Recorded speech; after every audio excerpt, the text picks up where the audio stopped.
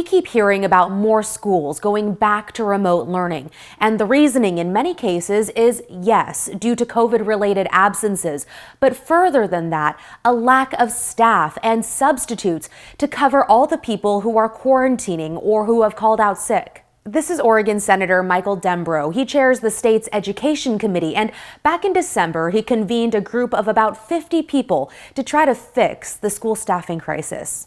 The problem is getting worse by the week with Omicron. That's why Oregon Senator Michael Dembrow brought together a group of legislators, teachers, parents, and other people in education, tasked with finding solutions to school staffing issues. The goal here immediately is to come up with some short-term solutions that we can address in the upcoming short session of the legislature, which starts in February. They looked at a variety of issues, from licensing and recruitment to teacher burnout. Dembrow said a couple of critical problems stood out. I hate to say it, but our substitute teacher system is really dysfunctional. The other really problem area is in special education. That is really difficult, challenging work. You know, some of the most crucial members of that workforce are the assistants, who are pretty poorly paid.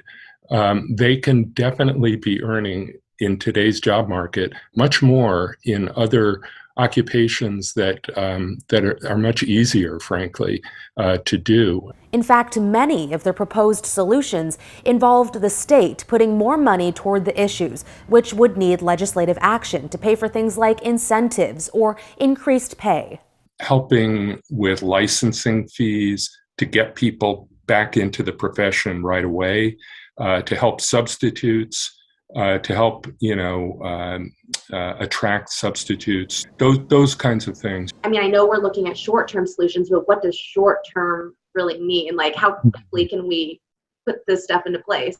I'm not sure how much in the way of dollars could happen right away. Some of the other, non-financial things could, I think happen right away. Dembrow says if the state gets to the school staffing issue in February during the legislative session, it's likely any money given to schools would be federal dollars or surplus the state has saved up. So the first thing that we need to do, we need to get a better sense of just how individual districts are already spending the dollars that they've received, the federal dollars. He's talking about federal COVID relief money that he says can be used to recruit and retain educators.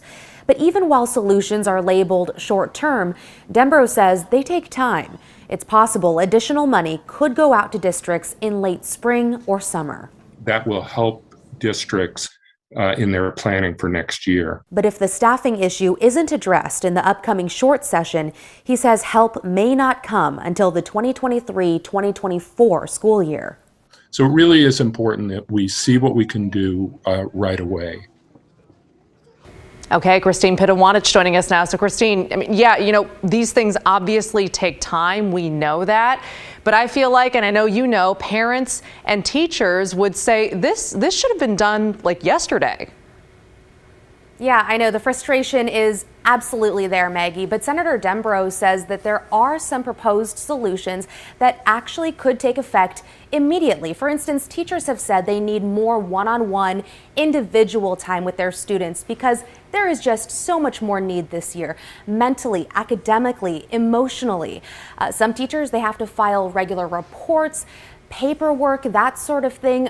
But if the state can remove those requirements for this year, take a little bit off their plate, teachers might have a little bit more time with their students or more time with each other to plan and prep. Yeah, and that sounds like a good thing for sure. So what is next at this point?